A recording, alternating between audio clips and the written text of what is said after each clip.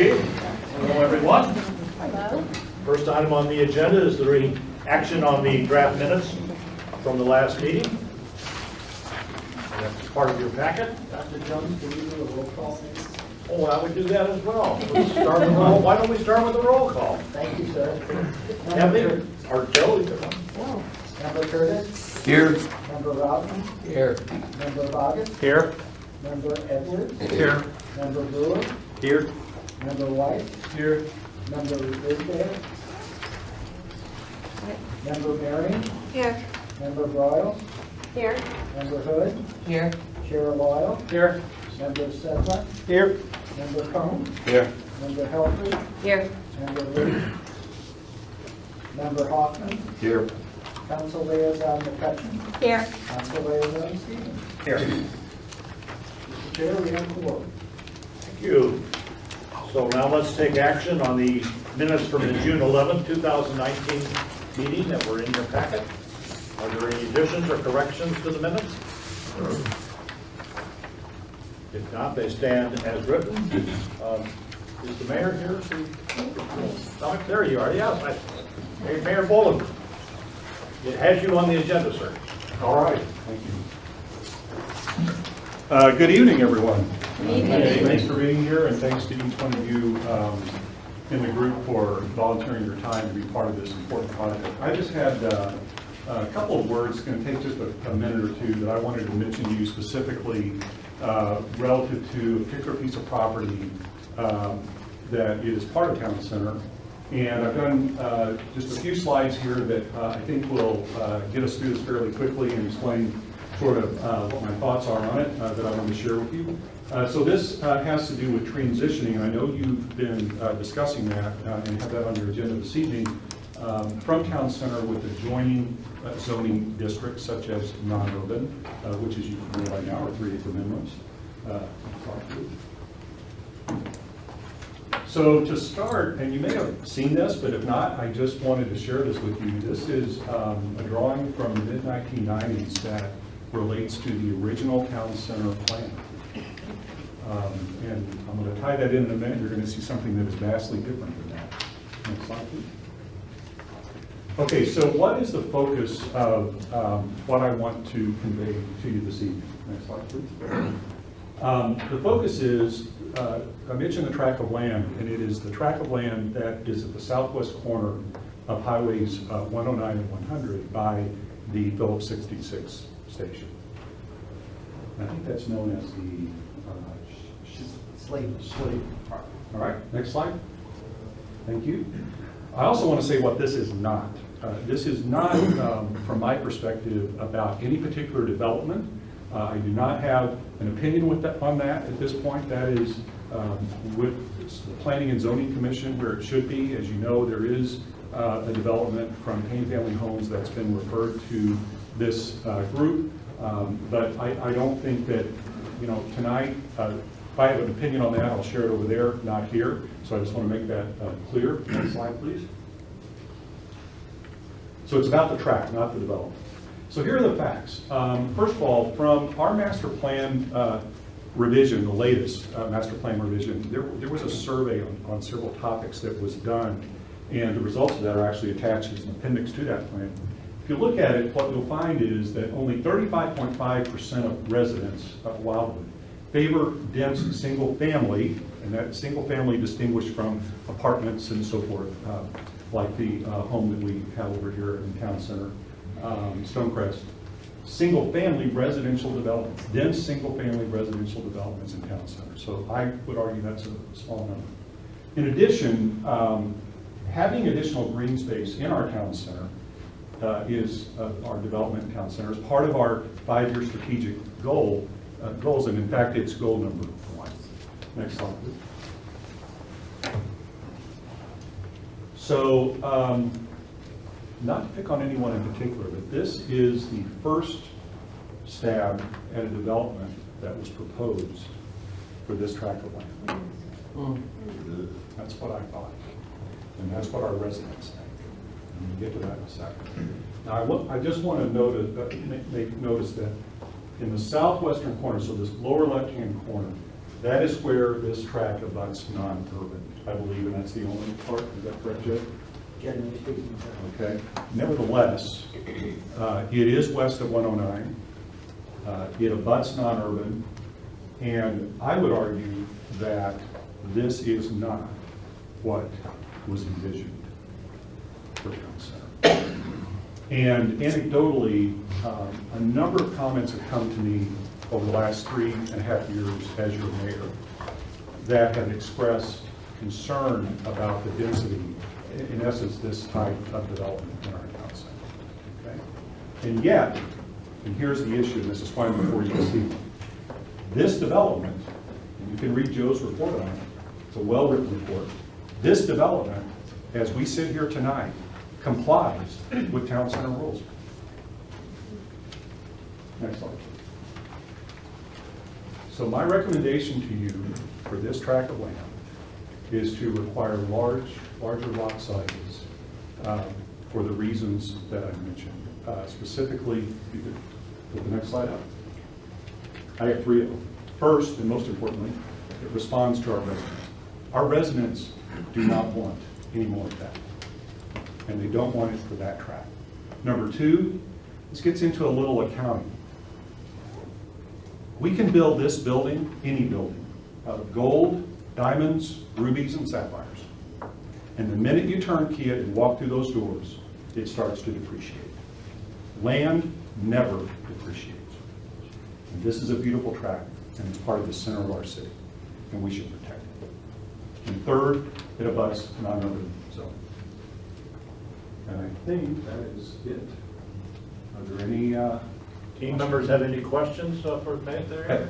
Ed, starting with you. Could you please explain the basis of your facts that represent 35.5% of the city of Wildwood? So that is from a survey that was done in the last, in combination with the last revision to our master plan, which is sort of the granddaddy document, and it is actually attached as an appendix to the master plan. And how many families responded to the survey? I do not have that information. Wasn't it around 700 and something?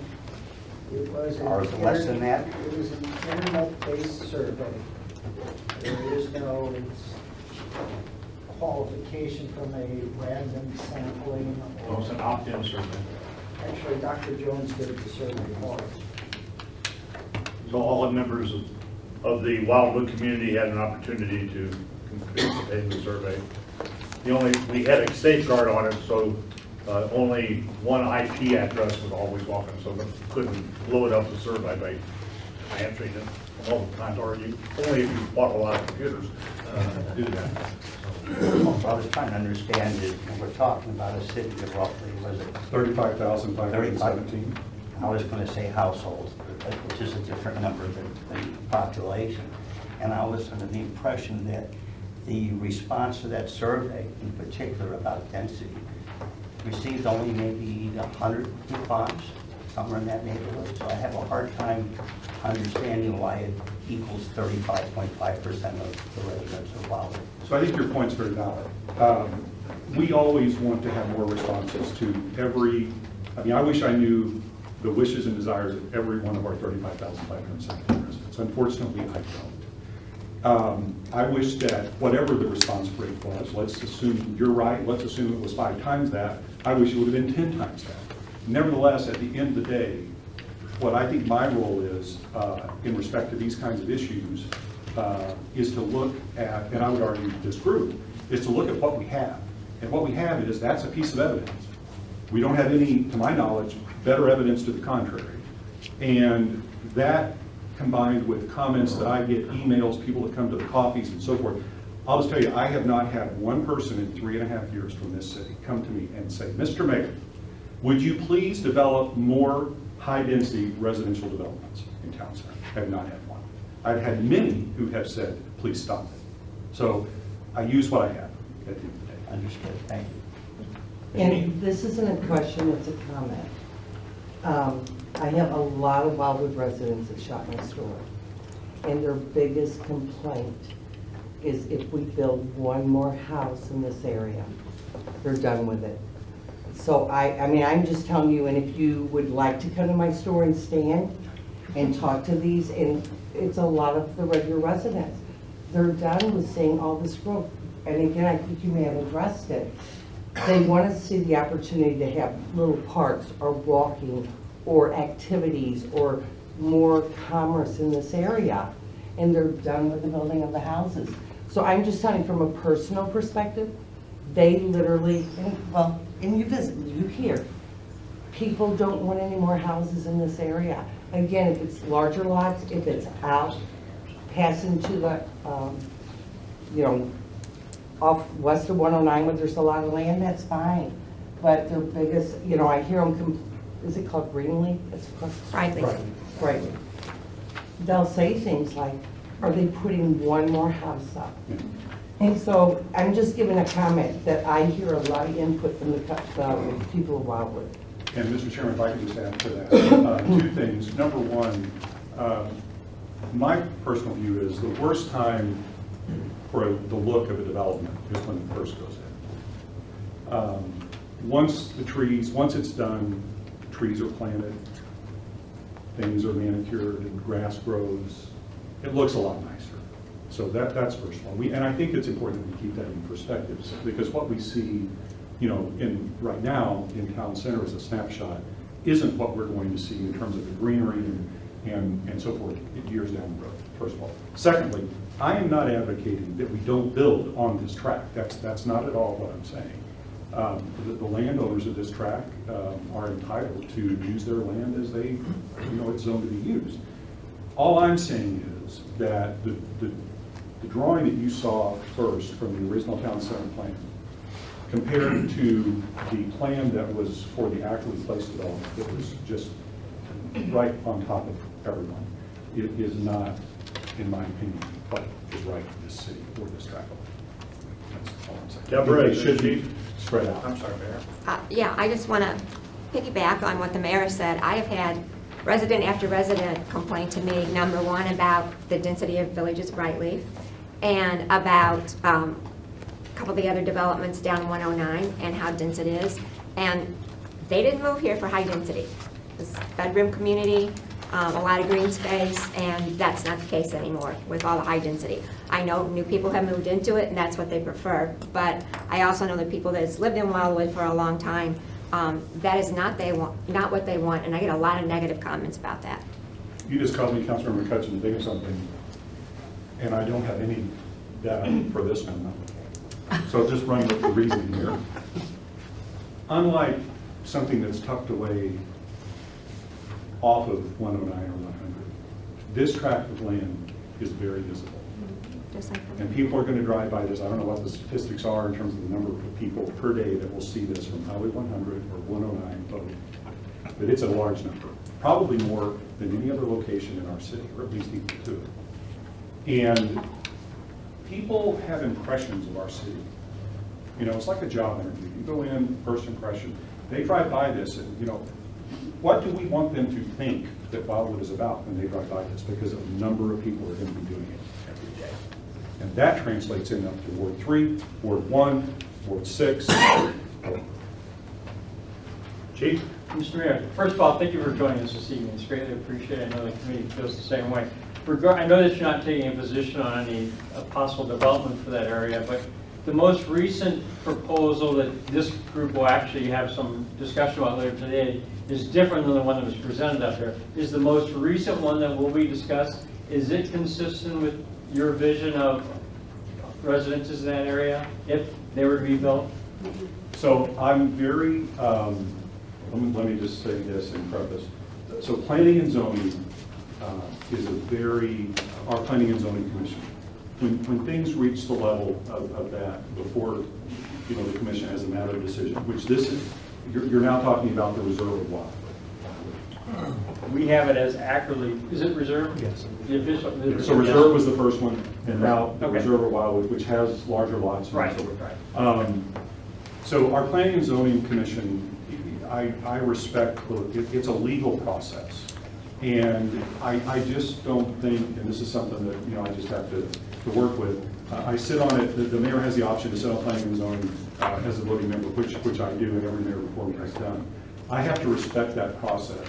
and I don't think it's appropriate for me to comment on a particular development that is still under consideration, even though it's been referred at this point.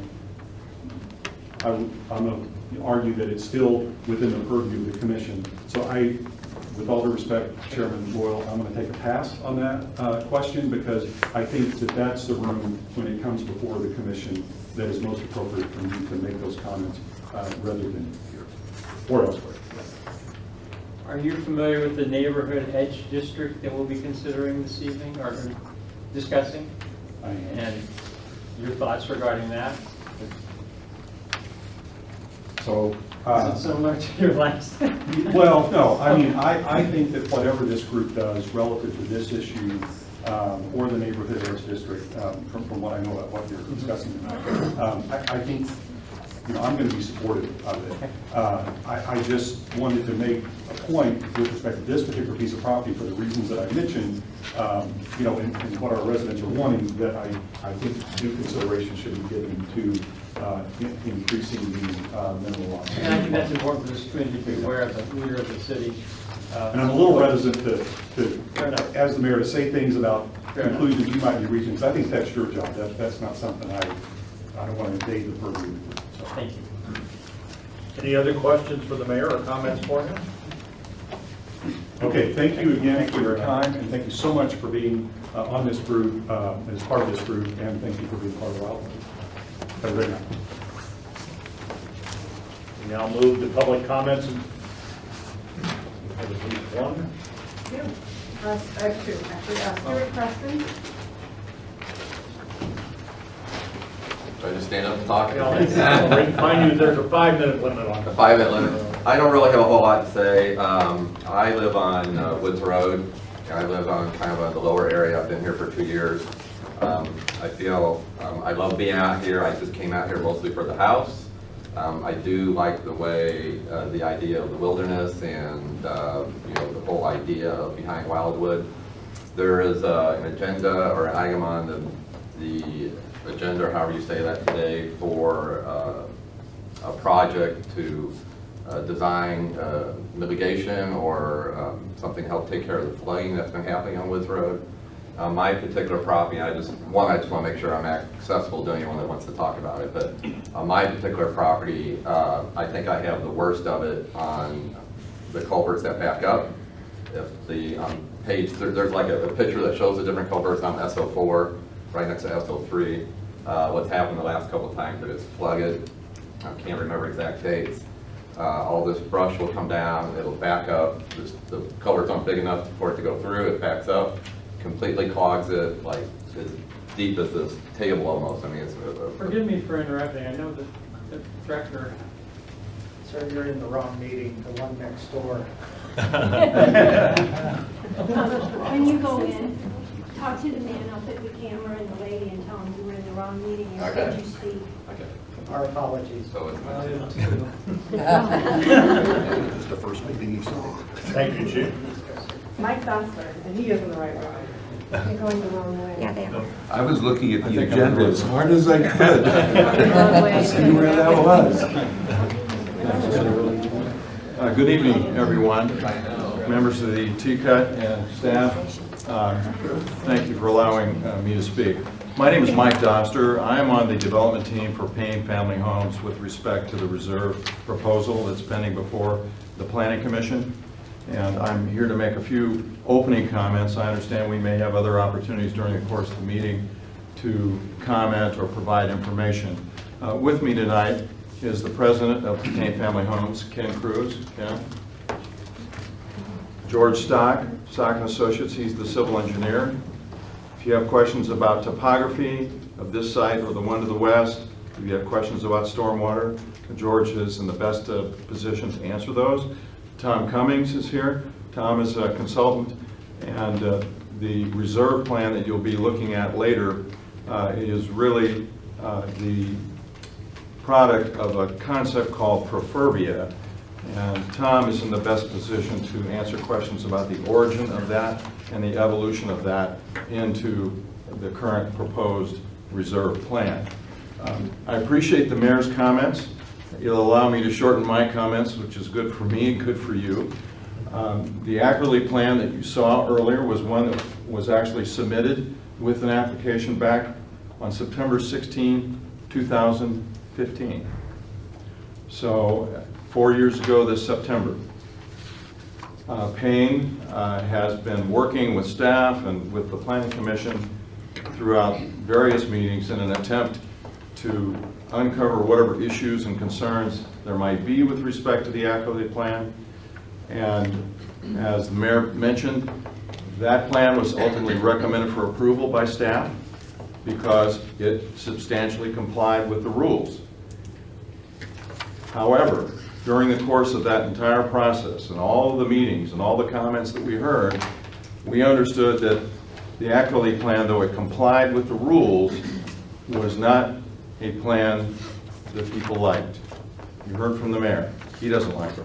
There are probably other people out there that don't like it for a lot of reasons. Even though we had alley-loaded product in the Ackerley plan, and you probably all know what that is, alley-loaded product, there were people that we talked to and we heard from that didn't like that product. And as a matter of fact, the market doesn't like it either. The alley-loaded product is not selling. And so we would propose, at least from our perspective, that the alley-loaded product is not appropriate here and probably isn't appropriate because of market conditions. We also heard, as the mayor mentioned, no citizen in Wildwood wants Ackerley. It lacks cohesiveness in terms of a neighborhood. Because of the variety of products in that plan, you really had a collection of neighborhoods as opposed to a cohesive neighborhood. That's what we heard. We also heard that people did not like commercial. And if you look out to the right, it's outlined in a dashed line, a red line.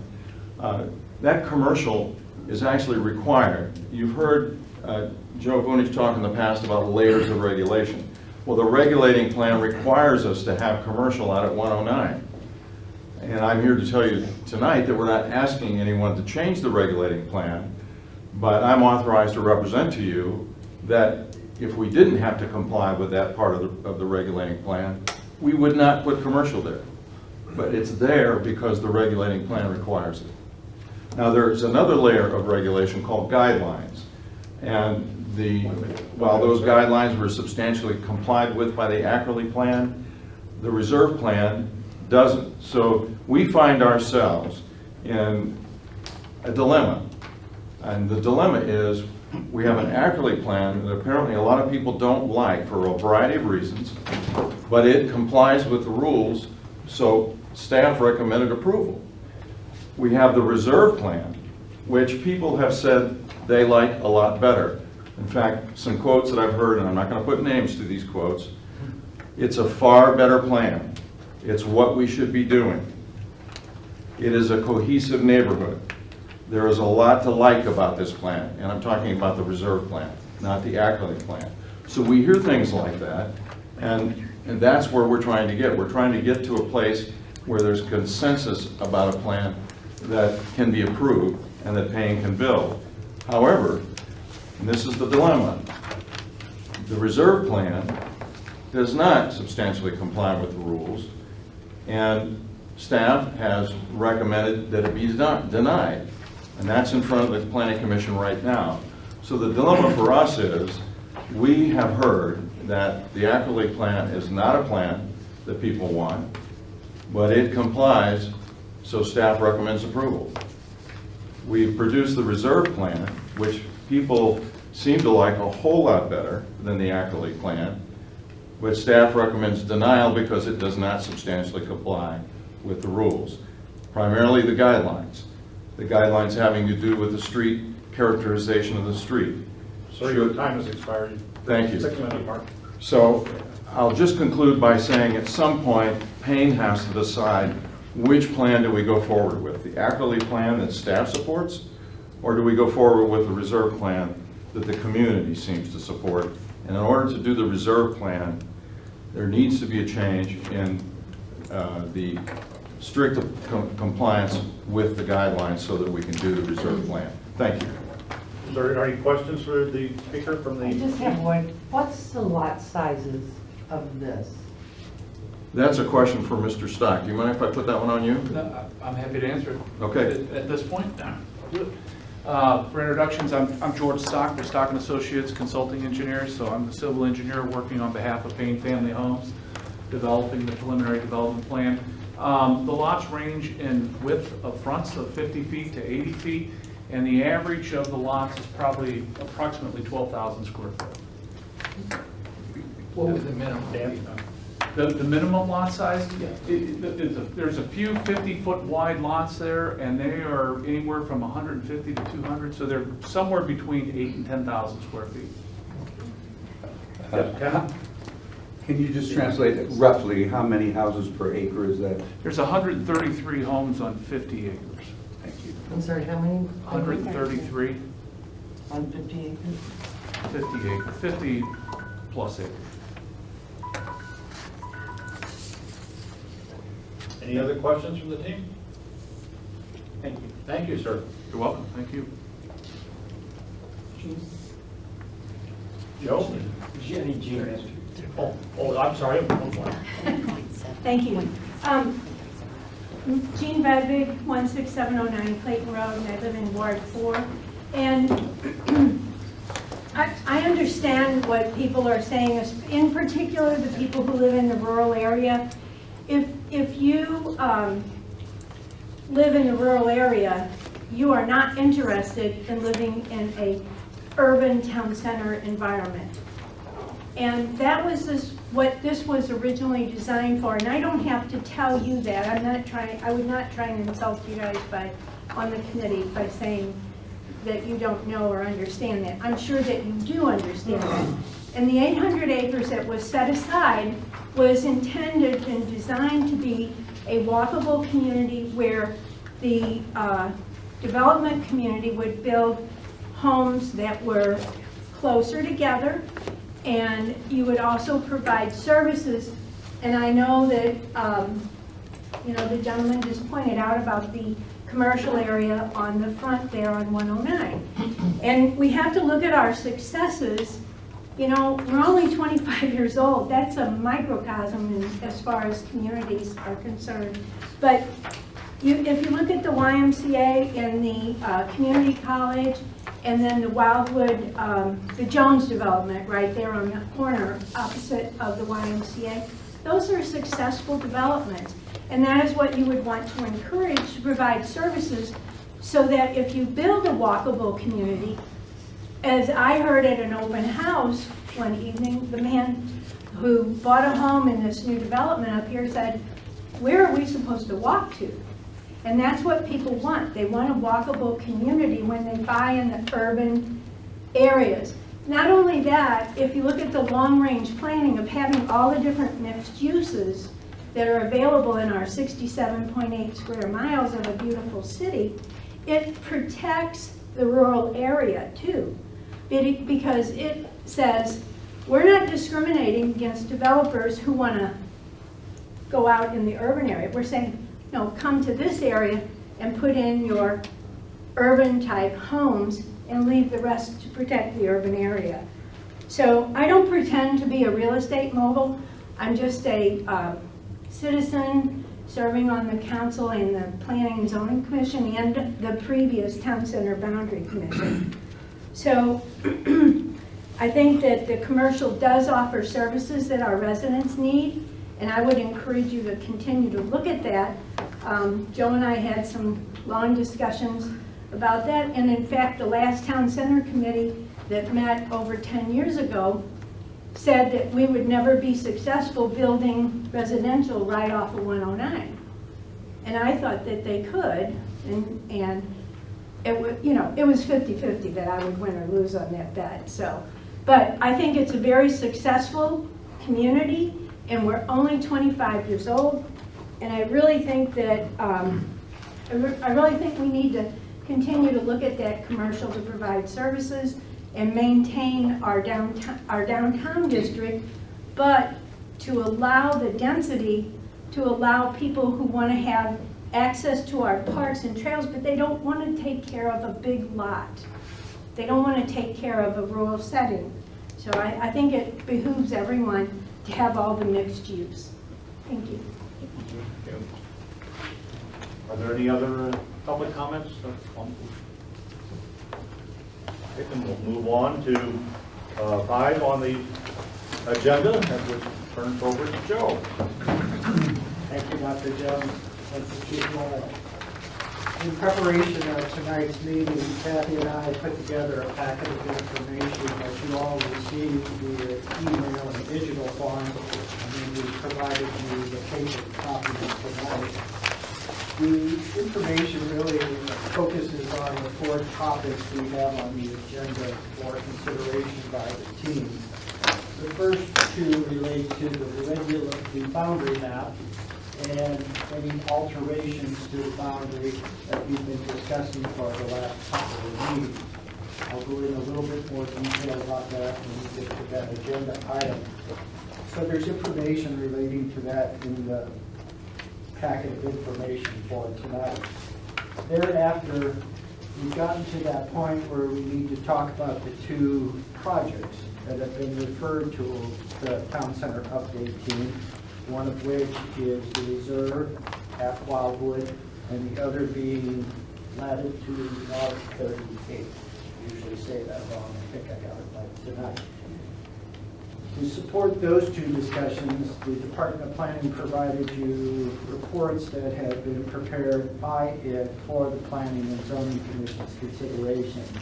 The reports are lengthy, obviously, because we did provide you all the background information that reflects basically 4 years of discussions on a particular piece of property. The property the mayor identified as being that 50-acre tract of land known as the Slavic tract. Tonight, at your chairs, or as part of the folder you received, there were 4 additional items we provided to you.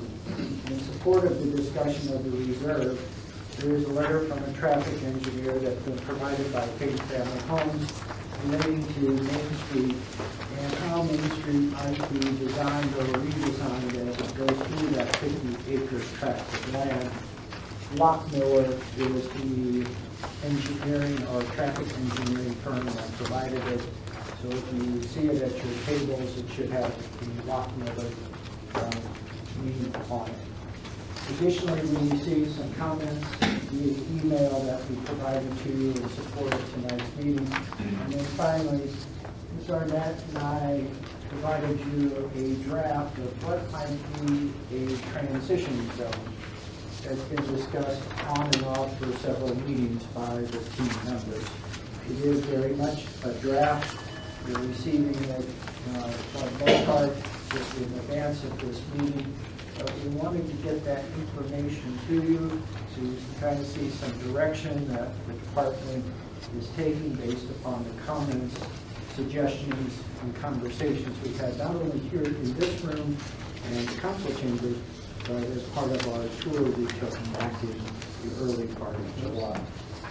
So hopefully, as I always say, Ms. Arnett and I have accomplished what we set out to do, give you the information you need to understand the questions that are being asked, the information being provided. Hopefully, at the end of the day, feel comfortable in making decisions that we need to make to our process. So if there's any questions or comments on any of the information, Ms. Arnett and I'd be glad to try to answer them at this time. Why don't we go first for questions, project by project?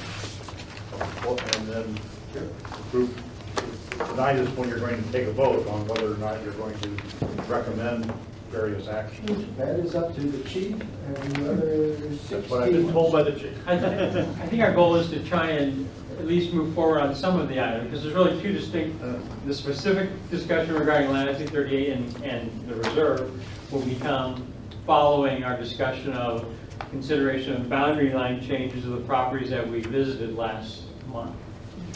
Point of order. Yes. Are we going to have the discussion about the neighborhood edge transition district before we make decisions about what you just described? Presently, it's behind it on the agenda. However, we certainly can discuss that. This group controls the agenda, so It's if an it's option. preferred that we have that discussion first, will that help us First off, let me ask you this. Do we need to have that discussion before we consider the boundary change? Yeah. Okay, then Yes. let's do that. Is there a, It's been moved to shift the agenda item 6 up till the next agenda item. Is there a second to that motion? Second by Deborah? actually, it's A. No. It's All right. Yes. Father Hindelrein will be so upset with me. Is there any deliberation or discussion of the motion? If not, all in favor, aye? Aye. Opposed, nay? Okay. Now we're discussing the motion to talk about 8 next. Yeah, You want to sort of- the question I had was, of the two that we're going to vote on possibly this evening, will the neighborhood edge district affect those two properties? Yes or no? Yes. In my opinion, yes.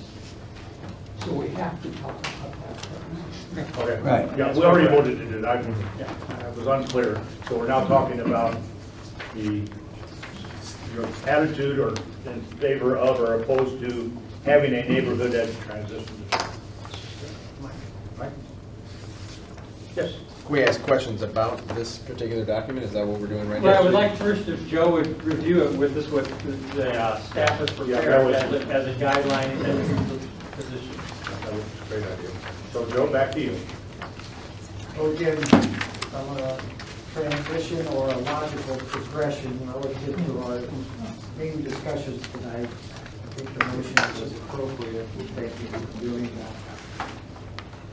Many of the team members will recall, we've been talking about additions to town center in terms of properties.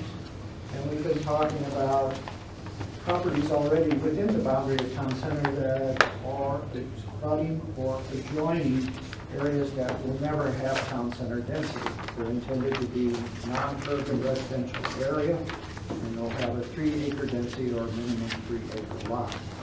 So the transition issue was identified early on by the team. And certainly it's an issue that the Department of Planning, the Department of Public Works, our Planning and Zoning Commission, and City Council has struggled with all the time with. Because again, how do you basically ensure that somebody that may potentially own a 3-acre lot next to town center gets what they purchased when they proceeded forward? As we've talked, there's been a number of conversations and suggestions and just statements made that kind of indicate that there is an inclination to at least see what it might look like. So Ms. Arnett and I prepared the neighborhood edge district transition. And it's in a very similar format as the other land use categories of the regulating plan. So it would fit in, so to speak, and look identical to what the format we have in place at this time and have been using for the most part for the last 10 years. I think the key points that I'd like to identify and then open it up for discussion is that the intent is to create larger lots on these properties to transition from either commercial or higher density residential to our lowest density residential. And that would be achieved through limiting density to no more than 2 lots per acre on any particular project. So the question might be, what is typical in terms of residential density, both with early projects and now more recent projects like the villages of Brightleaf, Main Street Crossing, etc. Early on in town center, densities were substantially higher than they are today. And I reference like Canberry, Windsor Crest, Rover Crossing. All of those were done early on with the implementation of the town center plan, and in many instances range between 4 to 6 units per acre. More recent projects like Brightleaf, Main Street Crossing have been in the range of 2 to 3 per acre. And I know people say that's extremely dense, but it is in many instances less dense than the existing subdivisions they abut or adjoin. The rationale being, or the rationales being is that as stormwater management requirements have increased, As we add more roads based upon town center requirements, the public space abstractions or requirements we have, utility corridors, the density just has trended toward less, not more, over the course of the last 5 years. So in this instance, if we use, generally speaking, the transition of about 2 to 3 to 4 units per acre, the transition neighborhood edge would be no more than 2 units per acre. And that would be premised in a large part, as it is written here, on physical characteristics, availability of utilities, and access issues. To correspond to that, the lot widths and lot depths are changed. So instead of having 50-foot wide lots as described in the reserve, we're now talking about minimum frontages of 90 feet and depths of a minimum of 180 feet in many instances. That equates to, generally speaking, about a 15,000 square foot size lot. Now, you'll say, well, 2 units per acre is half-acre lots or 22,000 square feet. The idea would be, again, based upon our tour of altered Area 1 and Area 3, which are the 2 locations we looked at the greatest on our tour. Not all the property is flat, so we would cluster or use the PRD, our Planned Residential Development Overlay District, to assist us. So we increase the lot size, we decrease the density, we increase lot width and lot depth, and we introduce into it all the requirements for greater application of our environmental regulations, which we haven't done to the degree we do elsewhere in Wildwood in town center. So those are the main points of the neighborhood edge transition. First of all, questions of Joe about the, yes? Would you consider that 15K a minimum, Yes, even with the PRD, if you enacted the PRD? yes. Thank you. Yes. Joe, this may be an unfair question, but with the map that you have up there, can you tell us where you might envision this transition would fall in this map? You referred to kind of 1 and 3, A1 and A3, but any other thoughts as to where that might play out?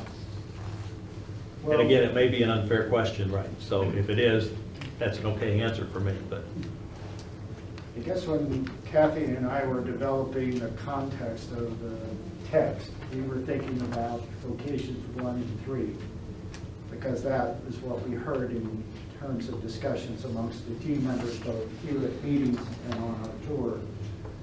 But certainly it could be considered on the Slavic tract.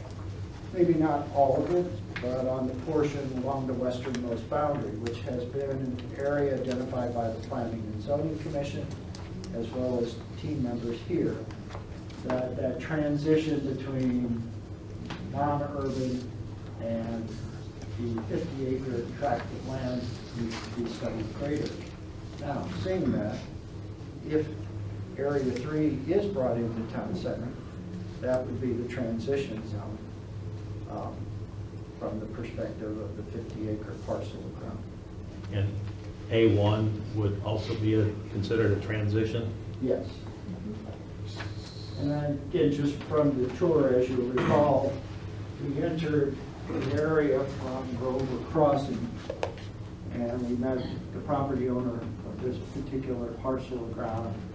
And it was quite clear that he has Grover Crossing on the north, condominiums and garden units to his east. And for the most part, these are legal non-conforming lots, but are not 3 acres in size, but zone non-urban resident district. And so the idea, based upon our tour, would be is that this area topography fails us from the flatness or level point of view. But there was, as you recall, as we walked, the whole area there. Okay, so that would address our next item, which is to look at A1 and A3. You mentioned, it's okay to continue. You mentioned the Slavic property, which is, I guess, also what we now call the reserve proposal that's put forward to us. Yeah. So, help me understand, would that also potentially be considered transition? Transition neighborhood edge district or not? You mentioned it, so it sounded like maybe it was a possibility. Well, as designed and presented now to the Planning and Zoning Commission and the Town Center Update Team, in many regards, it fits the neighborhood edge transition already. There may be, in terms of the density, this may be closer to 2.5 or 3 units per acre. And as you know, the lot was based upon Mr. Stock's response to the question, generally speaking, are around 12 to 15,000 square feet.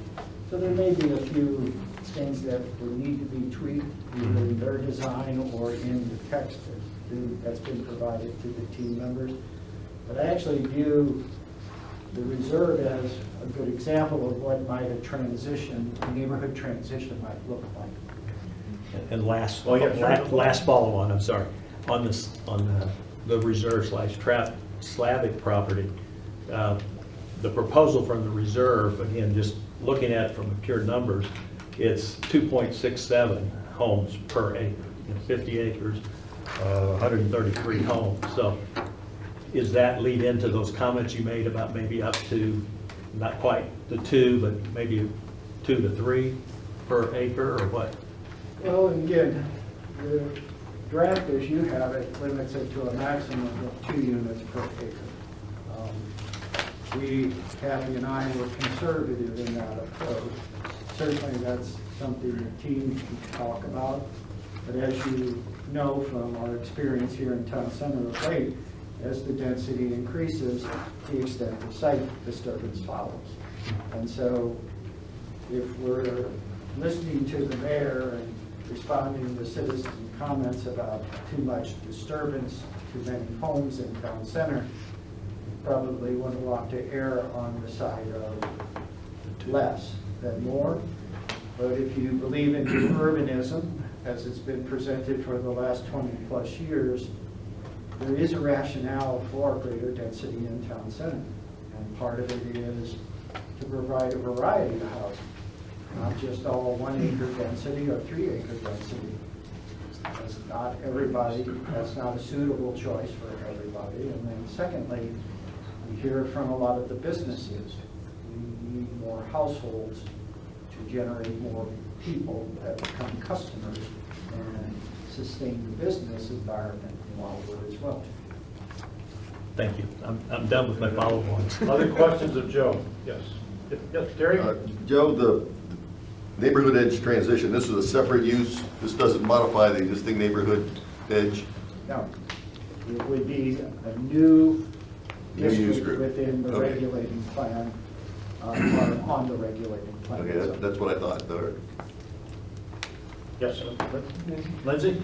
Joe, just a rather basic question. The PRD, does that only affect the density, or can it affect the minimum lot size and the setbacks as well? It can, and that's one of the, either the benefits of the overlay district, the PRD, or one of the baits, so to speak. Because with that, you can adjust lot widths, lot depths, lot sizes, but not the density itself. Okay. The density is always set by whatever the master plan, the town center plan, or the underlying zoning establishes. Yes. Stephen? Mine's sort of not a point of order, but an order of things. If we were interested in doing this, do we not have to move to create this, or recommend the creation of this, and recommend the description that goes with it before we get to any individual site? If you have a decision to make, if you want to do that, if you do it and it recommended, let me remind you, it'll be a tentative recommendation until you have the final report, at which point you can either bless what you did or change your mind about it. So we could approve the additional land use without these specifics completely nailed down yet. I think after this discussion would help you guys create or massage these numbers. Is that a correct interpretation? Very much, Chief, because what we need from you is feedback on the draft. It is a draft. It's only been reviewed by Kathy and I. It may be a good idea, it may be a bad idea, and you may not support it at all, you may unanimously support it, but whatever your choice is, we need that feedback to refine it. Niles, and then Deborah, and then Vicki. Just real quick, just number of homes that you would go to from A1, currently it's non-urban, so you could do 40 acres, like 13 homes, basically, give or take. And then the neighborhood edge transition would take that number to what? 13 to 80. I'm sorry, I couldn't hear because the door was being... 30 to 80. 13. 13. Oh, 13. 13, I got that one, but what about 3? So the math is, if there's, let's say, collectively in Area 1, 40 total acres that could be available for development out under the town center requirements. Zone non-urban resident district, you divide that 40 by 3. Under the neighborhood edge transition, you divide it, you multiply it by 2. Even if there's unusable land? Yes, but there's a process. If you use the PRD, you have to subtract out from the gross acreage of the site, the 40 acres, the area to be dedicated for right-of-way purposes. You can't use that to calculate density. You can't use any area that's designated floodplain.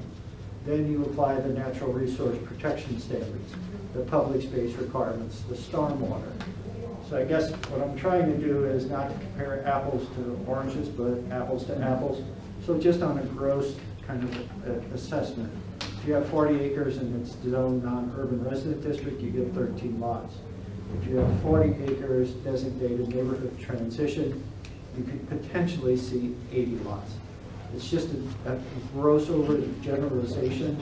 Just one point. On pure neighborhood edge, if we change it to that, how many lots? Well, neighborhood edge typically can be anywhere from 4 to 6 to... Okay, so it'd be even more dramatic. Yeah. And then what about on the A3? So currently it's non-urban, 50-something acres, so you're looking at what, 16, 17, 20, somewhere in there? I think that area, the one property alone, that's almost 35 acres, so you're talking about potentially, let's say 12 there. So you're probably talking about 20 or so on that. And if you went from there, you're probably now talking up to 120. Okay. Deborah, and then Vicki. Yeah, so I don't really, am I following you right? So if we would take alternative A1 and change it to the transition definition, then there would be more houses than there currently are? Yes, bringing it into town center boundary would increase the development potential of the total property. But if we left it outside of town center into a transition zone, we'd still get more houses? No. If No. you did not bring the area alternate 1 into town center, it would stay non-urban residential area, and its potential would be 1 house for every 3 acres of property. That's a 13. And when we're looking at this and it's basically 2 houses per acre, but at some point that abuts to where it's required 1 house per 3 acres. So there's why I like this much better than what we currently have. It's not a very even, smooth transition, because it's just kind of like, okay, here's one and then jump to a much bigger one. So why I think it's a good transition site on the high density area, I don't know that it flows well enough into then the 3 acres. So can you talk to that? Sure. That's a question Kathy and I debated. Is up to 2 units per acre too great to be a true transition, should it be 1 unit per acre? So acre density. Or do you move in the other direction? Could it be 1 unit for every 1.5 acres as a transition? What we ended up doing, I think, is we looked at past practices. When the city first incorporated, there is a land use category in the master plan called suburban area that had very similar language, up to 2 units per acre. And we used that to transition between St. Louis County's denser residential development and what then surrounded it, which was non-urban residential area. It seemed to work, but in 2006, that master plan update committee changed it to 1 unit per acre in the suburban area. So as team members, you could say up to 2 units per acre is too substantial, too great, and therefore we think it should be 1 unit per acre, or 1.5, or 1 unit per 1.5 acre. The transition is at your discretion. I would hope you would use it in the context of, okay, what's around it and what the department might recommend, but certainly it's at your discretion. Peggy? So, not to beat a dead horse, I just want to be clear that I understand it. When we talked about that number 1 addition at the bottom of the map, that would be a prime example of using a PRD. Should we bring that into the town center? Is that correct? Because of that whole area that's the ridgeway and the wooded area that's really not usable for, or we don't want it to be used for development. So we would use a PRD on that one property, for example? Or properties. Right, okay. Yes? Let's say a development entity looked at it and said, I only want to buy 20 of the 40 acres. That's all he or she can afford. We would ask them to utilize the PRD overlay district so we could cluster on the more buildable area and preserve the slope that we all saw as we walked the properties that July 9th. Okay, thank you. Now I understand that. So now the second thing that I wanted to ask you about was on the, I wanted you to kind of get really basic for me on the original map. Kathy, I'm sorry. That one there, on the number 3. If we look at that map, if you started 109, the red commercial area, okay, and we're talking about the reserve area. Yes, sir. Thank you. So then the brown area, how many houses per acre are you allowed in the brown? Neighborhood general is a single family, multiple family district. And so if it were multiple family type, let's say garden units stacked or attached or detached, it can be anywhere up to about 11 to 12 units per acre. Okay, and then in the yellow, which is the neighborhood edge, you're allowed? Generally speaking, we've seen it to be 4 to 6 units per acre.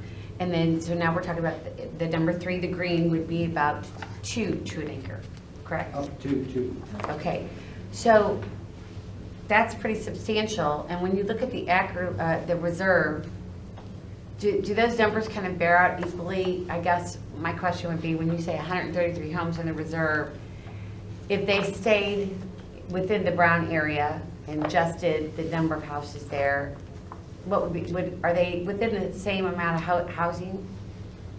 Realistically speaking, if you had 50.5 acres, which I think is the general size of the reserve tract, I usually use about a 5% deduction for right-of-way purposes. So we're talking 50.5 or down to roughly about 48. Multiply that by 2. So you have about 96 units versus the 133 being proposed. That's Okay. the rough math, and it's very rough. But I guess what I'm saying is, regardless of what the density may be, it's very, very seldom nowadays you reach that maximum density. In the villages of Brightleaf, I think we did R3, 10,000 square foot resident district zoning, which allows up to potentially 4 units per acre, which would have been on that track, I think somewhere in the vicinity of about 230, 240, we ended up with 192. So maximizing your yield nowadays means you go up, not out, at least in my mind. Right. Okay, thank you very much. Yes, Steve? I'm thinking back to an earlier meeting. Your draft says up to 2 acres, but if we are asked our opinion to forward to the zoning, we could recommend for a given property that it not be 2 acres, that it be 1.5 or something. Is that correct? Yes, I think you have the latitude to basically say the neighborhood edge transition is great, but knowing what I know from our walk, I think up to 2 units per acre would be too much. And I think it should only be 1, or it should be 1.5 acres for every unit. Okay. You have that latitude, because again, you're recommending, eventually the Planning and Zoning Commission will adopt. Right. And then the City Council will endorse that. Yes, Deborah? Well, one of the other arguments you hear all the time, well, is if we do anything other than town center, then our requirements can't be as strict, but that's not true. I mean, we can set what our requirements are going to be. I mean, we could also give other designations the same requirements that we have for town center. I mean, we control that as a city. Yes, as part of the PRD, you could do the reserve plan, let's say, and you could say, we know that in past we favored alleys with rear entry garages. Say, no, we want front entry garages, and we want to do this, we want to do that. The connecting fiber to new urbanism may be the streets, how they're designed and constructed, the public space areas, the architectural materials, the variety of colors. So new urbanism just isn't density and lot size. It's a lot of other things. So your point is well taken. We can create the connecting fiber. It just may not be rear entry garages on alleys at 6 units per acre. Vicki? Joe, one of the things that I'm kind of concerned about is when we go to the public open spaces for the lots and standards, when you look at development, I guess my concern is how can we protect it so that the public space is actually usable public space and not just a detention or retention pond that isn't actually usable by the public? Well, public space requirements in the zoning ordinance specifically says it has to be usable. So in the instance of, let's say, Brightleaf, our public space requirements also allow phase 2 stormwater improvements to be calculated toward the public space, because again, they're very different than what we used to see in terms of detention and retention basins, which were basically areas denuded. They'd be sodded or seeded, and then a big concrete soil would go between outfall structure and infall area. So, make a long story short, eventually they become much prettier. Chief Loyal and I were talking about the one in his subdivision, the Manors at the Meadows of Cherry Hills. It's a very dramatic change from what we saw at the beginning of spring, just in terms of the vegetation, the wildlife habitat, etc. But to make a long story short, like in Brightleaf, what we ended up doing is we selectively asked for certain areas of the site to be public space so we could create our trail connections and expand our trail corridors. So a lot of the public space that Fisher, Fricto, Consort Homes provided is next to the trail that's in right-of-way of Route 100. That way, if Route 100 expands, we have space basically to move the trail and maintain it along the corridor. We also have space to do landscaping, seating areas, etc. We wanted to use Pine Grover Loop Road to create a connection between town center and basically the Ward 5 neighborhood park at Green Pines Drive and Pine Grover Loop Road. So we asked for that corridor to be dedicated, although not for a street, but for a trail and public space. And as a bonus, we basically ended up getting a larger area at the northernmost tip of Brightleaf for public space purposes. So if we did want to do a park at that location, we could in the future.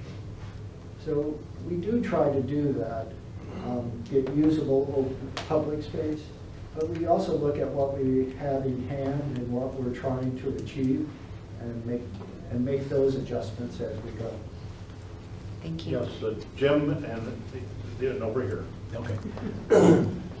Joe, if we were to make a recommendation to go with a neighborhood edge transition without a lot of the details, we could come back later and give those details to you before the final report, is what I heard.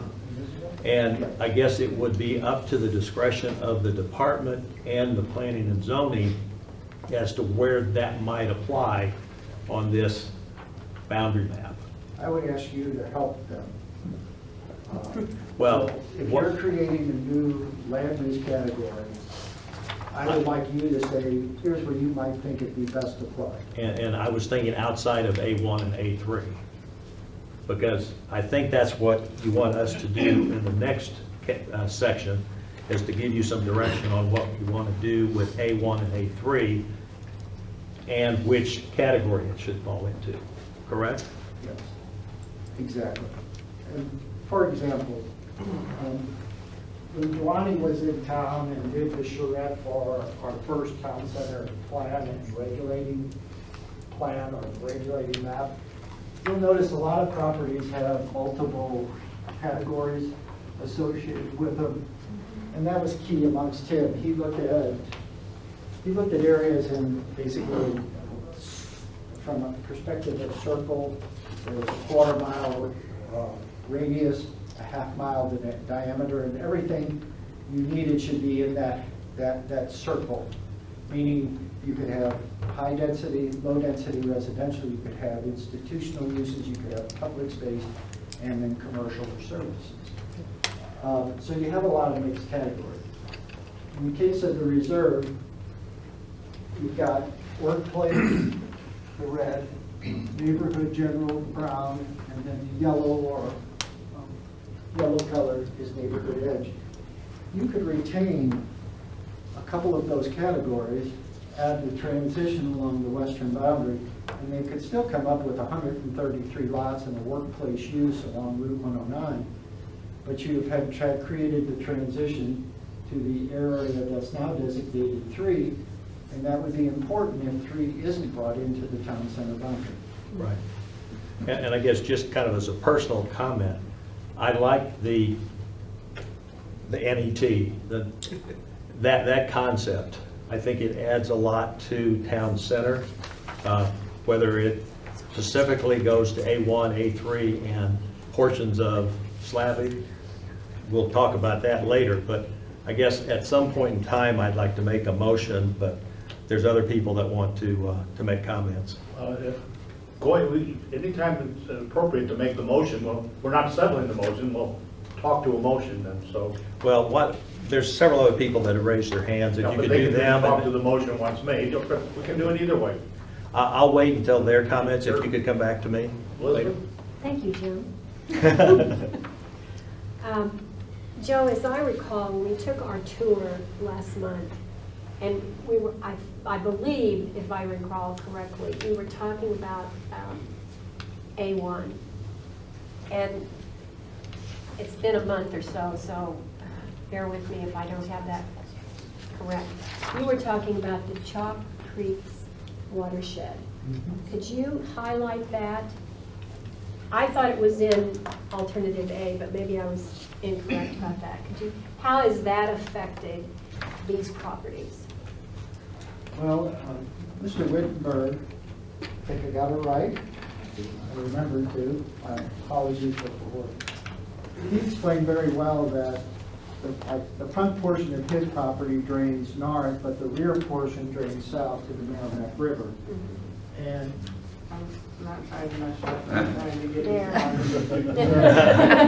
as you can see, this area, this is Mr. Wittenberg's property. This drains south, but this area from here up drains north into Cox Creek.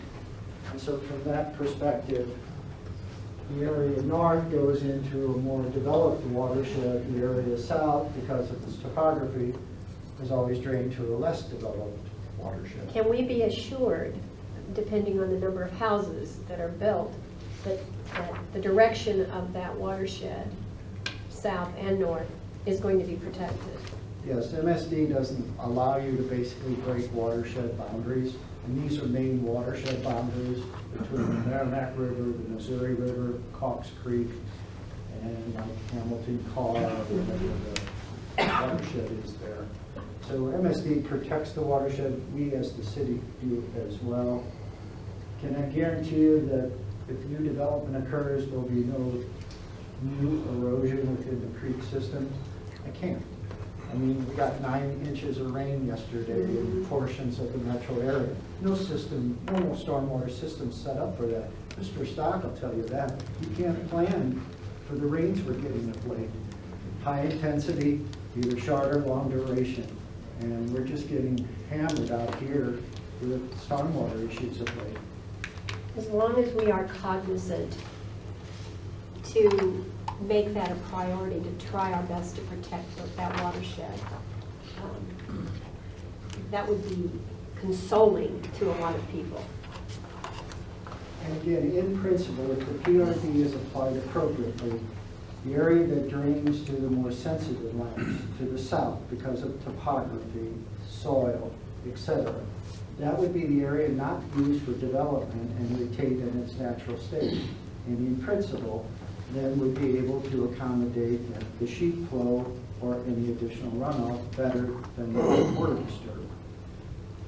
Again, MSD has good stormwater management standards in my opinion, but nothing's working when we get 5 inches of rain in 4 hours or 5 to 9 inches of rain in 6 hours. Nothing works very well.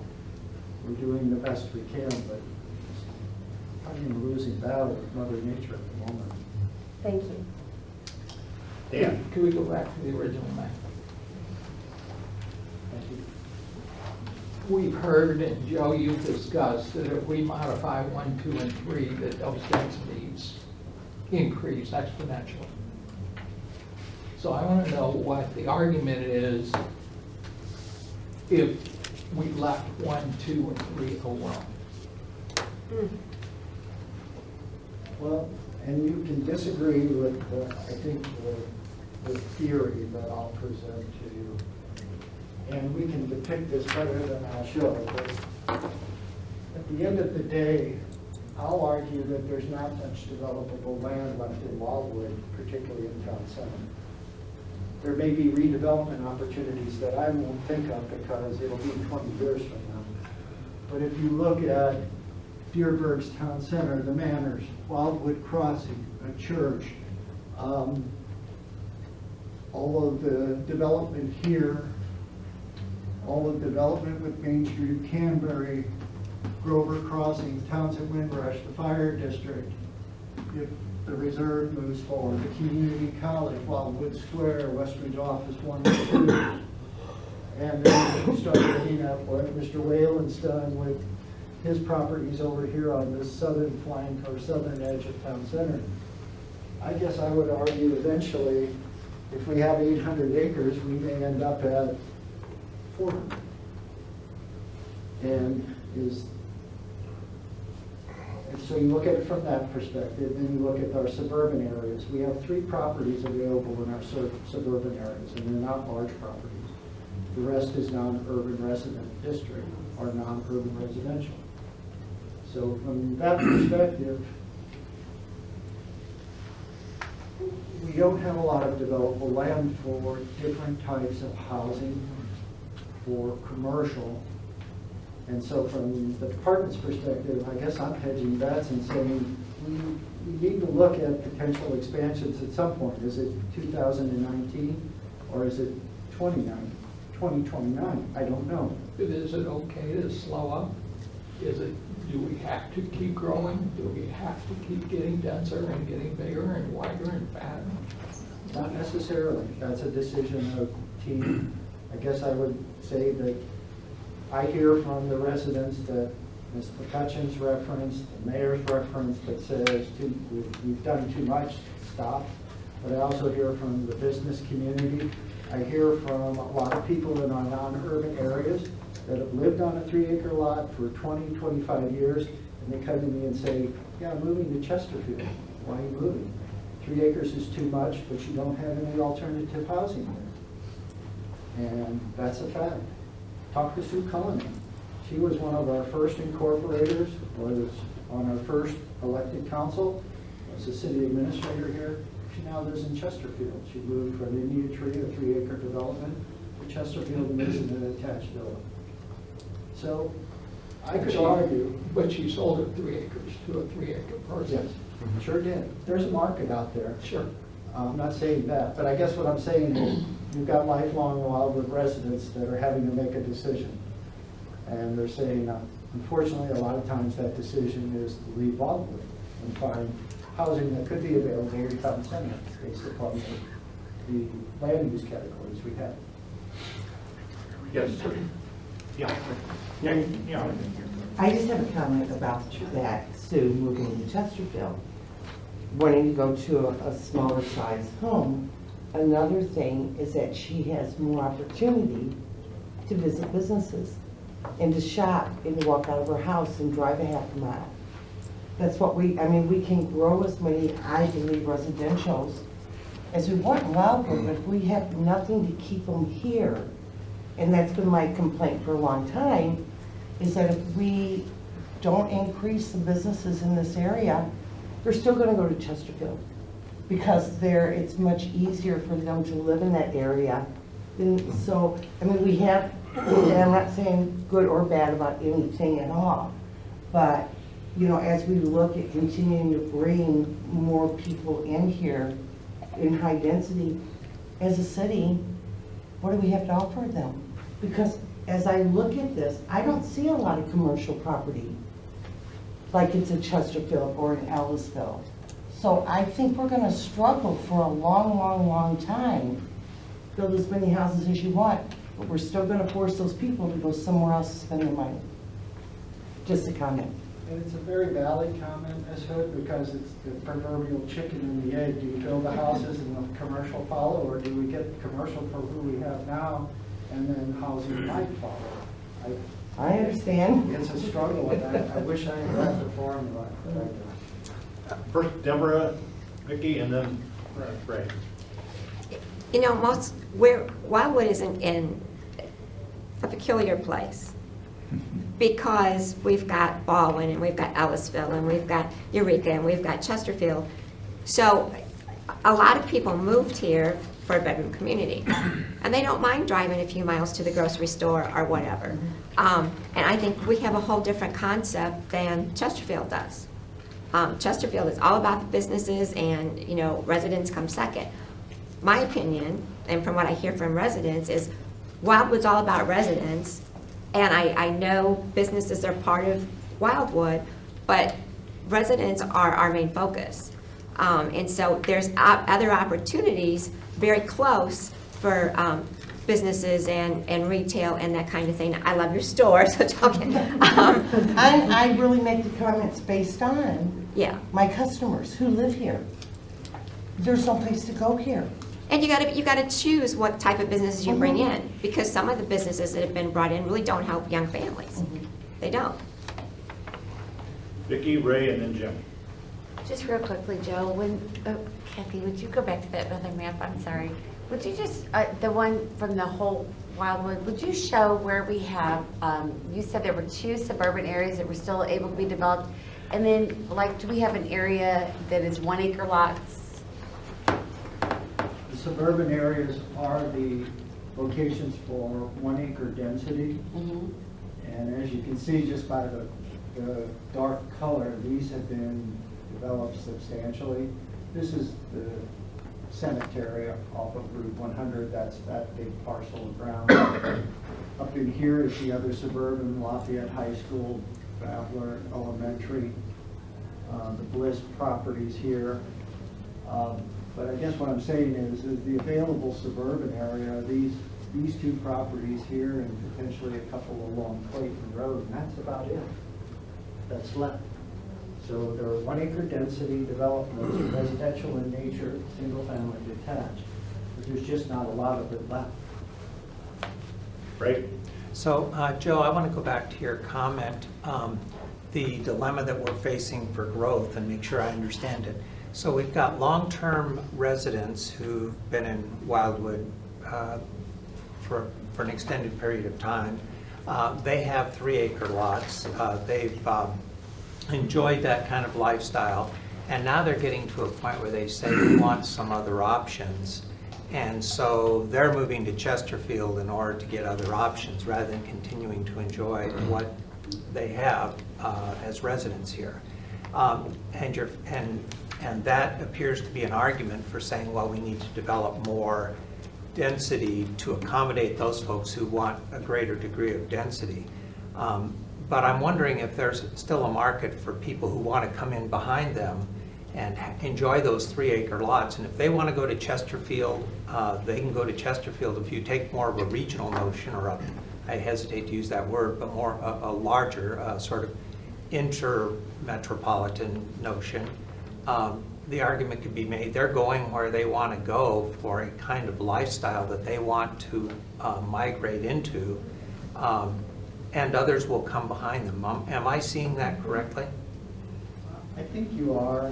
Ken Cruz, the president of Payne Family Homes, is here. At least in St. Louis County, there's a small area in North County around Sinks Road, Old Jamestown Road, that has 3-acre development. There's a small area down in South County off of Telegraph that's 3-acre. But other than that, Wildwood is the only place, at least in St. Louis County or the core metropolitan area, where you'll find this type of lifestyle. So yeah, I think people fill in.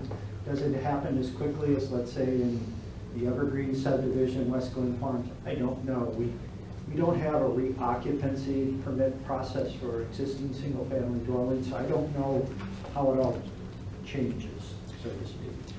So what I hear you saying is there's still a market for 3-acre lots. It's not as though that market is dying or dissipating. And then to the point about commercialization, and I hope all of our commercial businesses just absolutely thrive. I want to see that because I think it's good for the community. But do you get any sense that people, we sort of heard it said anecdotally, that people in this area are willing to travel, travel all the way to Baldwin or all the way to Chesterfield, which is, like living out in the country. And I can say from personal experience, having lived here almost 30 years, that going to Chesterfield, although I grit my teeth every time I do it for personal reasons, but going to Chesterfield to buy something or going to Baldwin to buy something isn't really that onerous. I prefer to go to town center and get it. Do you have any data that supports the willingness of people beyond personal anecdotes, any data that supports the willingness of people without a degree of pain to go to the next city to buy something? Well, certainly I can have Julie and Jacqueline, our economic development manager, come to our next meeting and probably speak with much greater certainty, information, and intelligence than I can. But I would say tonight, Mike Sedlak used to be the president of the Wildwood Business Association. Ed Cohn's been a developer in Wildwood for many years. I would defer the question to them. But I guess in a way, as I think about this, we're not really talking about commercial development in that sense. We're talking about higher density residential development. So I'm not sure if it's... Yeah, and again, like I say, there is Latitude North 38 is a project that would decrease the amount of downtown district commercial area to the benefit of residential. So there is a connection or a need to discuss. The other, to Mr. Robbins' original question, and this is me being very, it's not what I typically think about, but over the years, we've been challenged at many levels in terms of the pool sales tax, which funds probably 55 to 60% of government activity in Wildwood. Pool sales tax is premised on the number of residents. It's collected in a pool, distributed back per capita. And as time goes on, I would argue that there may always be some pool tax or some per capita distribution on population, because St. Louis County, unincorporated St. Louis County depends on it, Flores, University City, Webster Groves, Wildwood, some of the largest municipalities in the region. But I also think we need to diversify. And if the pool sales tax was to be substantially impacted, we need to substitute that amount, or how we do business in Wildwood would change dramatically. So I think despite what people might not like, growth does do some positive things. It gives alternatives to our residents for different housing styles, housing costs, lifestyle. It also buttresses us against challenges to the pool sales tax. And that's a philosophy St. Louis County has used for many years, and I don't know if that's a good one, but we're talking here about a modest increase, if any, if the team chooses. I'm not saying we go wholeheartedly out into the non-urban residential areas. I would never say that. These are areas that I think Kathy and I have looked at, and for reasons like Grover Crossing and churches and natural boundaries, these are logical areas that can't be replicated again and again and again. Thank you. Jim's next, and then Lindsay. Okay, given the hour, almost 8 o'clock, I'd like to go ahead and make a motion that the recommendation to approve the neighborhood edge transition concept with specific details to be developed prior to conclusion of our committee's final report. Is there a second to the motion? I second it. Second, okay. Discussion of the motion. Deborah? So Jim, is that with 2 houses per acre? No, that's the details that will be determined between now and the end of our committee. Right now, the proposal says 2, but it could be the 1, 1.5, all the way up to maybe 3 or something less than the 4 that's under neighborhood edge. But those are the details that would be discussed in this committee before we do a final report. And if there's no agreement on that, then we scrap it. But this gets us off of all of this discussion right now and allows us to say, okay, we're going to do this more later. Okay. So can I make an amendment to his? Pardon? Can I make an amendment to his motion? Sure thing. So, to word that so that it is no less than 2 units per acre. No, personally, I will not accept that as an amendment to my motion, because I think we need to keep that open-ended, whether it's 1, 2, 3. I don't think it'll ever be more than 3, but that's what this group will have to discuss. If you will let me. I'm sorry. Say, if I'm misinterpreting you, let me know. Okay. This is, you want to talk about it some more. Later. But not at this meeting. That's correct. It's not settling on any particular detail in it. But you're willing to consider a new type of designation. Right. Something like this, something like this is to be discussed later after. Right. And I'm sorry, but we would be approving this neighborhood edge transition concept, whatever other words you want to stick in there. But all of the details would be done at a later meeting before we finish this committee. So I think an amendment of the type you were suggesting, Deborah, would be premature. Well, would this defer the decisions on these 2 specific properties we've been spending so much time on? I think that, okay. Sure. I think that when we get to those, we can discuss that. But I'm not saying this motion is a yay or nay on A1 and A3. No, what I'm saying is there's people here, and I'm not saying I'm for them or against them, they Mhm. want to know, can they do their 109 development? And I think what I'm hearing is we're telling them that not until we decide what this neighborhood edge district frames out as. Is that fair? My opinion. Where it's going to apply, yeah. Yeah, my opinion is we could Well, talk. but we don't know where it's going to apply yet. It could or it couldn't. So how can we make a decision on that before we finish this? Well, that's part of the discussion process, yeah. Yeah. Take that into consideration as you're voting on the motion. Stephen? Yeah. I don't understand how we can decide anything, how I can decide, I'll speak for myself, about A1, A3, A anything, unless we have a tentative set of information about what it means to be neighborhood edge transition. I don't think you can wait till the end. I happen to be in favor of the concept, okay? And we could argue about 2 acres or anything else.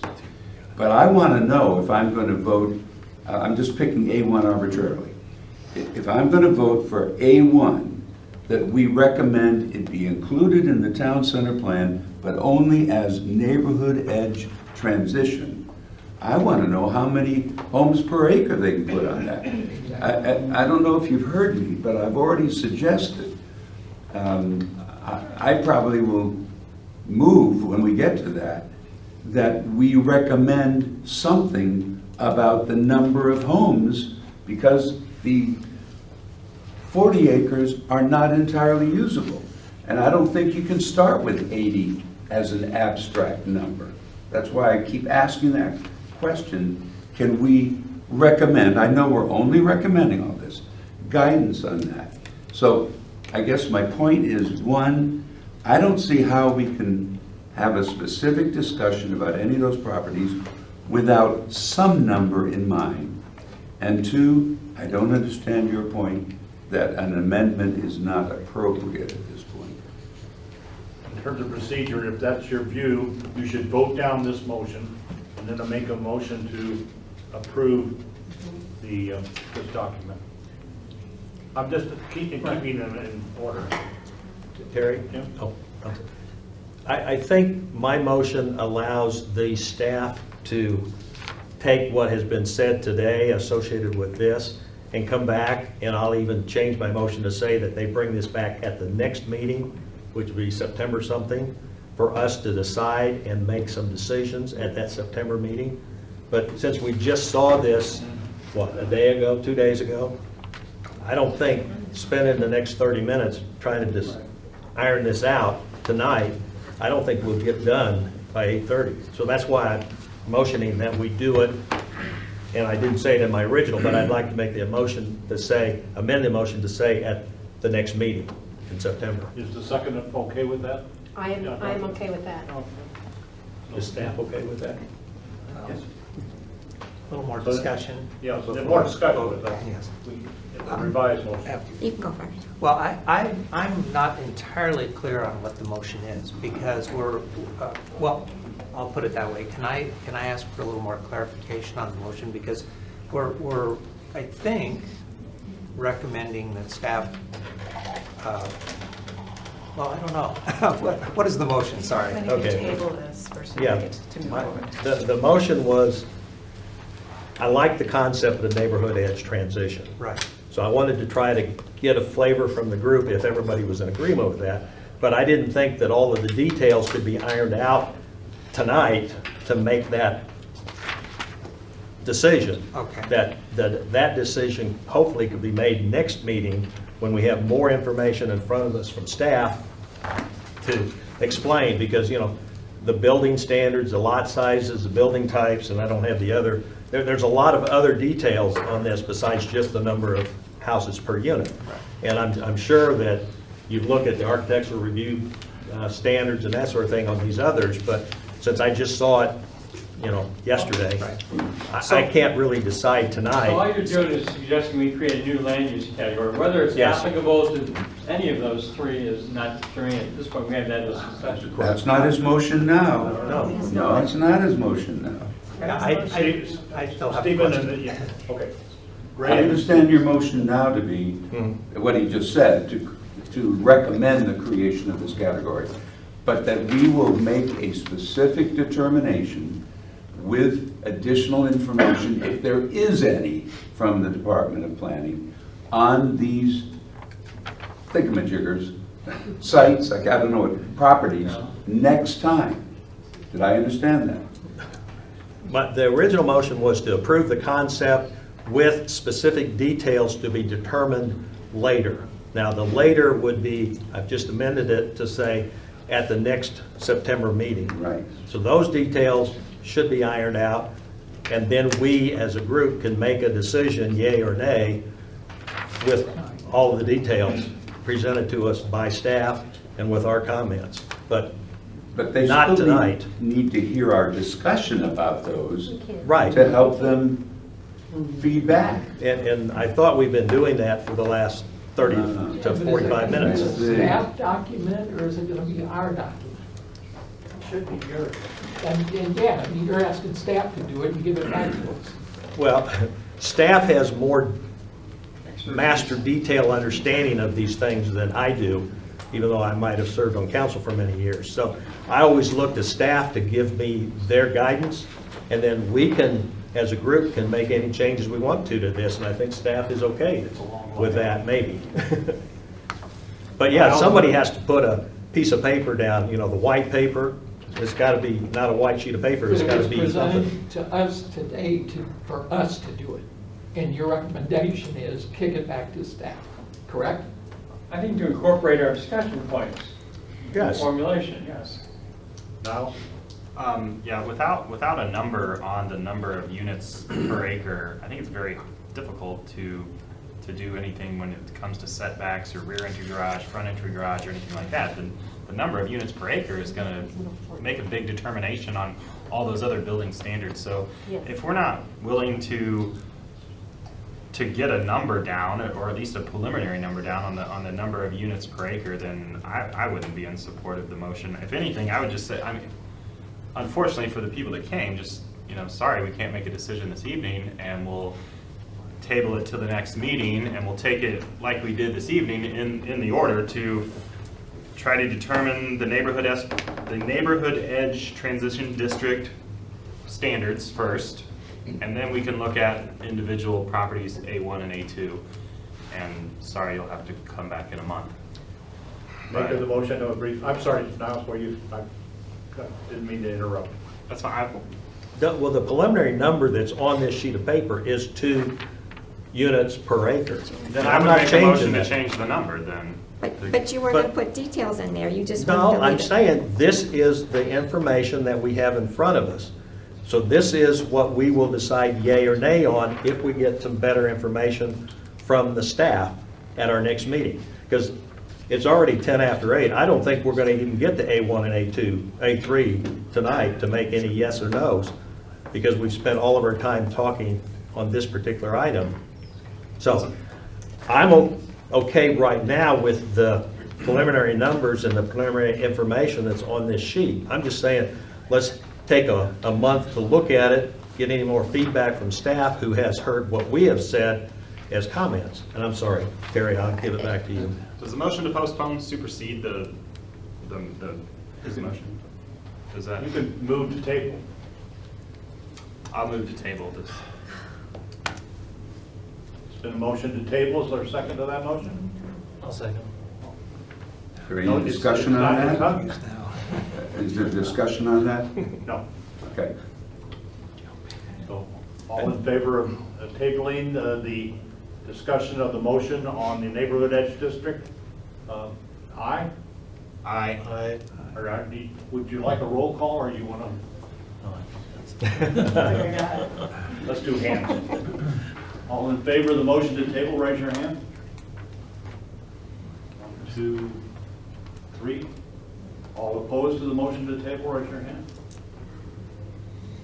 1, 2, 3, 4, 5, 6, 7, 8, 9, 10. Sorry, Oh, let him look. Okay. The motion fails. We're back to the discussion of the. So just to finish my question from earlier, which influenced my vote to table, but so just so I'm clear on what we would be voting on, again, I've heard different views of this. One is that we would be voting on this in concept with details to follow, and then I thought I heard we would be voting on this as a working document to be amended later. So what's the motion again? If it's just a concept, I mean, it's the title and an idea. If it's details like this 2 units per acre, that's a lot more specific. So Okay, I guess I'll apologize for not being clear. I like the neighborhood edge transition concept. Right. The details that are on my 2 pages, the front and back that everybody else has, that is the basis that we would start from for our discussion a month from now. This gives staff time to take all the input information that they've heard tonight to tweak this if they want to, and then come back to us. And then at the next meeting, we'd make the decision. Is 2 the right number? Is building standards, is lot size, lot standards, all those details correct? But that's what we would decide at the next meeting. with the understanding that all of this really, the language within this document could all be discussed and changed at the extreme Right. at the next meeting, so. But well, this gives us a starting point. right.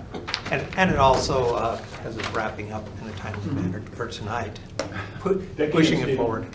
So I just kind of feel like we're kicking the can down the road. And so we've had this discussion, we've discussed this all night, it's all fresh in our minds. And so we have staff here.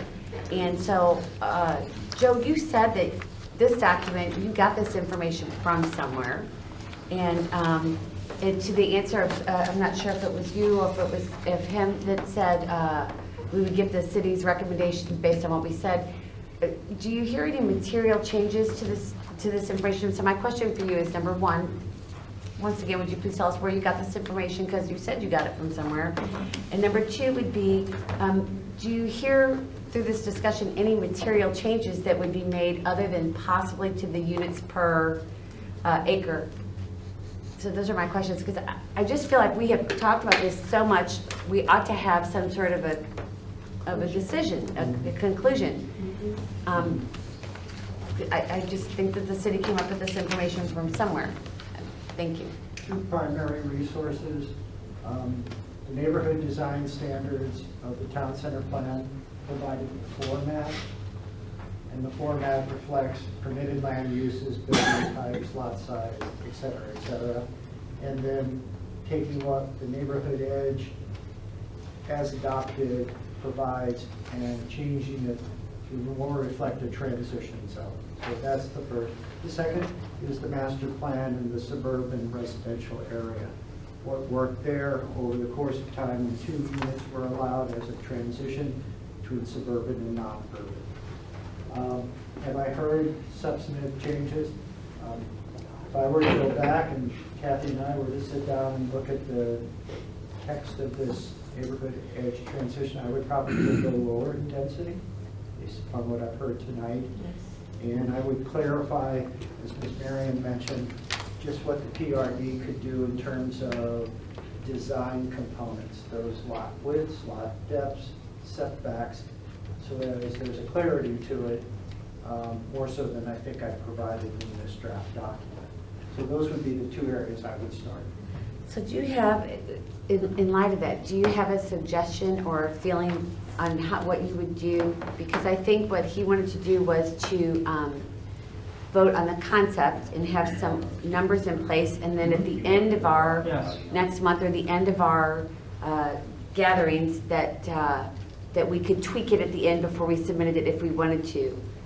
So having said that, what I personally, if this is going to be a transition area, my personal opinion, for the sake of discussion, would be, I almost think that we would do maybe 1 unit per acre, or 2 units per, wait, how did I figure that out? 1.5, right, so that was 0.75 acre per unit.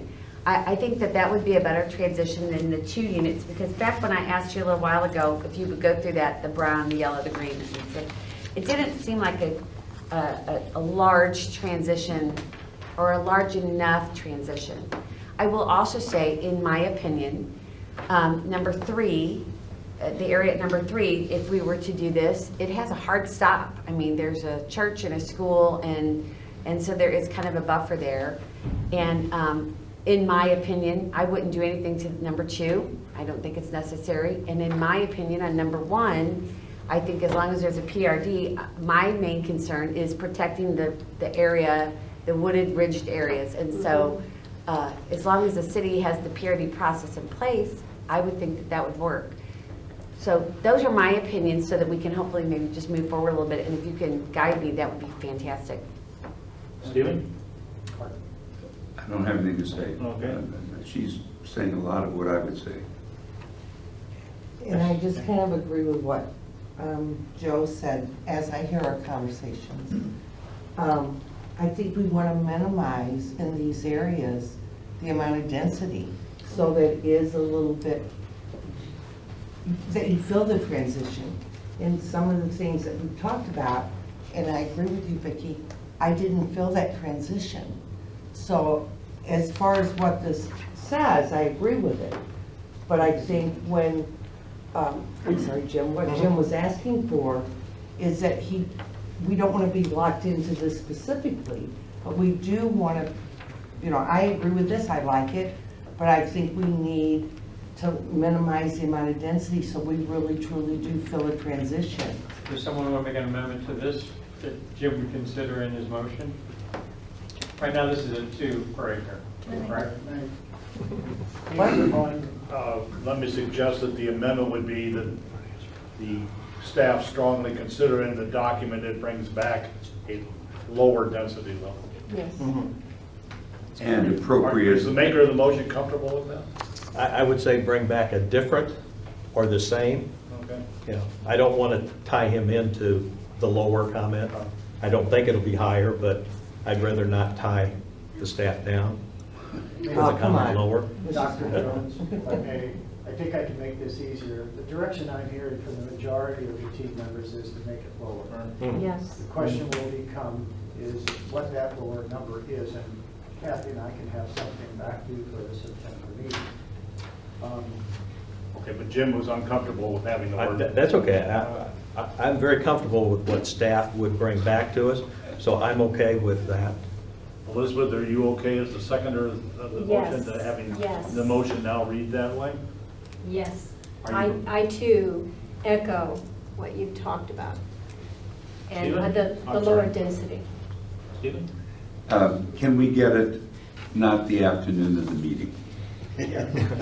Yeah. That's, to be honest, I'm prepared to vote on this tonight. I agree with the comment that we seem to be going in circles a little bit, but I'm comfortable with where we are. But part of the problem seems to have been we got this at the last minute. And therefore, if we really wanted to think about changing the number of units or something, we only did it in the discussion. You know what I'm saying? Only had that chance. Yes. But you guys do agree.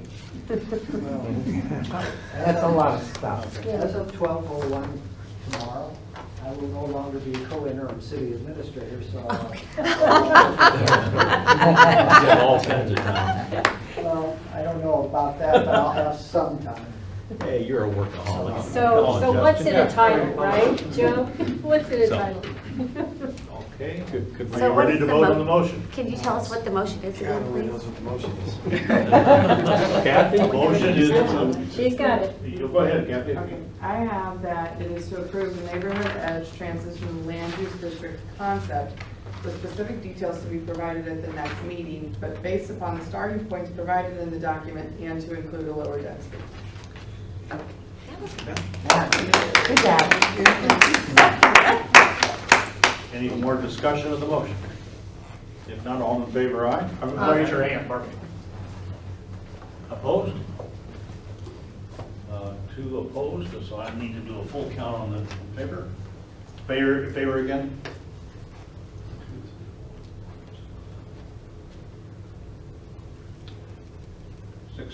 Sixteen to 2. Thank you. Given the hour, let me propose to the team that you recommend that we will reschedule agenda items 6 and 7 to the September meeting, as you do not want to vote on these Right. properties until after you've had the closure on what was just discussed. Do you need a motion? Do we need a motion to that effect? Yes. So moved. So moved. All in favor, aye? Aye. I'm sorry, who was the second on the motion? Did we need to give Jim, the other public Elizabeth. comments? Go ahead, Elizabeth. don't dominate the minutes. Point of order again, what did we just vote on? That items 6 and 7 on the agenda will be on the September agenda. Had it, thank you. After the discussion, actually, I Yep. should have clarified, after the discussion of what the, transition area.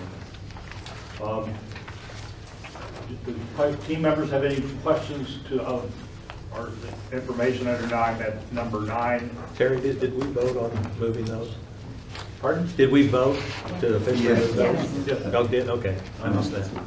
But I was asking, I couldn't figure it out. It was voice, it was a voice vote, within there was no, I didn't Aye. heard, the chair, the moderator heard no objection to it. So, Okay. Are there any final public comments? I have one, sir. My apologies to all of you who showed up tonight, hoping to have a decision made. Promise you will have all the information for the team members in advance, well in advance of the meeting in September. And hopefully we can make some decision. Are there any other items that anybody